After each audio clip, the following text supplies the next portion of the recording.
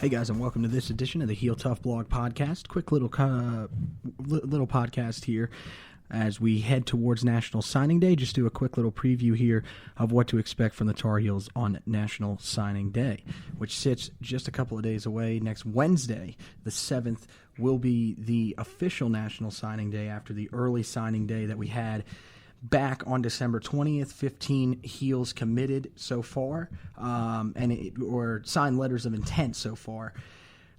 7 of those guys have enrolled to this point, so a good start to the class for Carolina. But for the first time really in a long time, it's going to be a big day, National Signing Day for the Heels. Last year, of course, maybe as some of you guys remember, Daz Newsome was the only guy heading into the day that many people were kind of questioning whether or not he would come to Carolina. Ends up committing to us over Virginia Tech. This year it's going to be a lot different. We're going to have some major guys that will be out there still up for grabs, and it's really just starts with the main guy that we're going to talk about to start off with is going to be William Barnes, a 4-star offensive tackle out of Apopka, Florida, from Apopka High School in Apopka, Florida, same high school that Joel Berry went to, the star point guard for the Tar Heels. But, looking at him, massive guy, really good footwork, a guy that can overpower some of the defensive ends and defensive tackles that he saw in the run game. Now, that's at the high school level. Whether that'll translate to the college level is still a bit of a question, but right now I think there's a good chance that it will. He really has good ability, and that's why he's rated as high as he is, the 53rd ranked player currently in the 24/7 Sports top 247. So that would be a huge land for the Heels. Could argue that he would probably be the best player in the class with Jordan Adams, but at the same time, man, Jordan Adams is definitely a special guy, so comparing those guys would definitely be tough, but that would be a great way to start off. The other storyline that coincides with that is that if we do land him, his offensive line mate at Apopka is also considering the Heels, and right now the feeling from most people really is that wherever Barnes goes, his fellow line mate, Ed Montilus, will end up going with him. Now, Montilus, 3-star offensive guard, pretty much the definition of an offensive guard. Big guy, kind of a phone booth type player where he likes to get in those closed spaces and really manhandle some of these bigger guys that he's going to see. Probably a guy that needs a little more work than Barnes. Barnes, I think, would be more college ready right out of the gate, but Montilus is definitely a guy that the Heels could use on the inside at offensive guard, where they will have to replace both guys from last season, at least on the initial depth chart, with Tommy Hatton not being there. He ended up stepping away and retiring from football, as you guys know, and R.J. Prince, of course, having to move on and graduate. So that could be a big thing, getting him in there and getting him possibly some early reps if he does end up showing up well. A couple other guys to keep an eye on. Of course, the biggest in-state prospect is going to be Dax Hollifield, the linebacker from Shelby. Right now, it seems like it's a 3-horse race, but Clemson's kind of sneaking in there right at the end, and now it seems like it might be a 4-horse race. Big thing for Dax is right now he's kind of having trouble picking a school. He says that he's really had trouble narrowing down his decision. Hopefully that won't be a problem for him. Hopefully he doesn't have any buyer's regret type wherever he goes.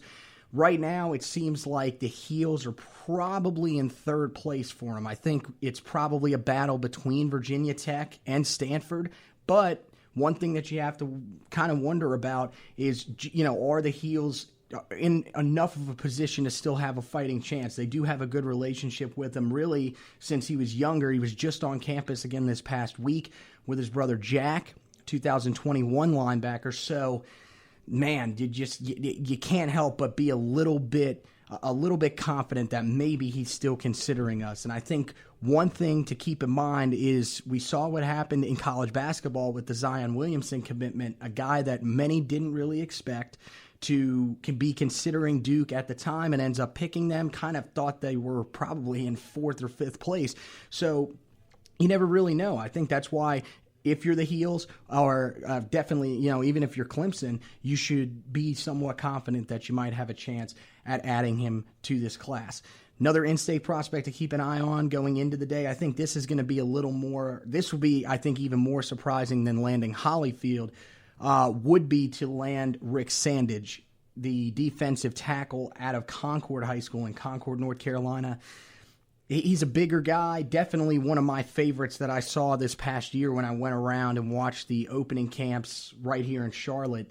He really knows how to use his hands well, very quick, and he is definitely confident about his abilities. He will come in, and I think he will be ready to go and will want to make an impact early. Some of these guys, come into the college level and, they think it's going to be given to them. Rick Sandage knows he's going to have to work.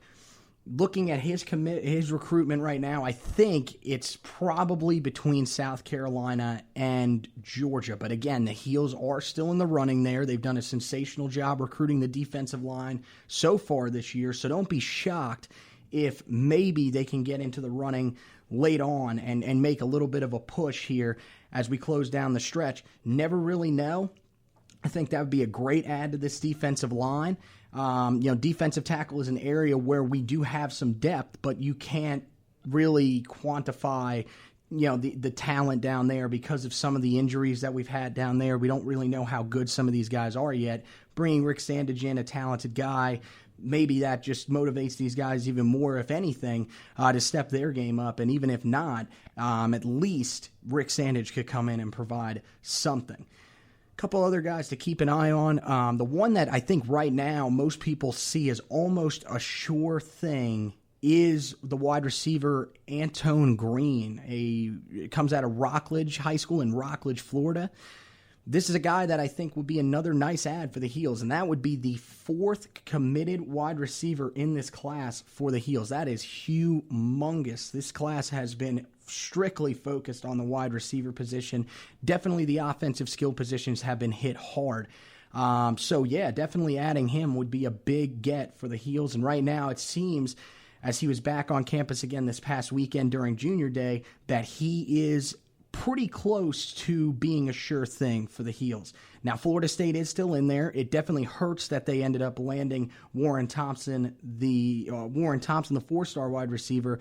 Not going to say, that sounds a little weird. How can you hurt you landing a guy? Warren Thompson's an extremely talented player, don't get me wrong, but in terms of the Antone Green situation, I think it hurts them just a little bit. So right now, that's where the Heels really have to step up and take advantage. A couple other guys that you got to keep an eye on as well. Another guy that's considering Florida State, was just on campus this past weekend, is Jamarcus Chapman, the defensive end. This is a guy that, really looked like he was, North Carolina committed. He looked like he was coming to Chapel Hill after his official visit, but he goes down to Tallahassee, and we see all these things on his timeline. He seemed to really like Florida State, so man, I don't know. It's going to be a tough close for the Heels, especially if they don't end up landing him, for a guy that most people felt at the beginning, of maybe even last week, we had this guy wrapped up. Not going to say that we're completely out of it. Narrowed it down to his top four, and we are there. One of the sleepers to keep an eye on for him, I think, is Miami, but at the same time, I think it's down to us in Florida State. Going to be interesting to see whether or not he ends up choosing us or goes to the bigger school in Florida State, where maybe he won't be able to have the type of impact that he would have at Carolina. Lastly, a couple of guys that you got to keep an eye on at the running back position. There's going to be three names that are going to pop up. The first one is Mikhail Salahuddin. This is the most talented guy out of the three. Four-star running back out of Washington, D.C., out of Woodson High School. This is probably not going to happen. I'm going to tell you guys right now. I think it's down to Pittsburgh and Syracuse for him, and I think the Heels are probably pretty far off in the distance. But again, you never really do know, so you can't completely give up hope. The last two that you want to keep an eye on were both on campus together, and could be two guys that could, potentially both end up choosing Carolina, but I really doubt it. I think it would only be one of them. The first one is going to be Anthony Grant, guy out of Buford High School in Buford, Georgia. His teammate, Bryson Richardson, the safety has committed to Carolina already. He has actually enrolled there. He was an early enrollee, one of the ones signed back on December 20th. So that could play in big. And the one thing to keep an eye on for him, he is a Tennessee commit.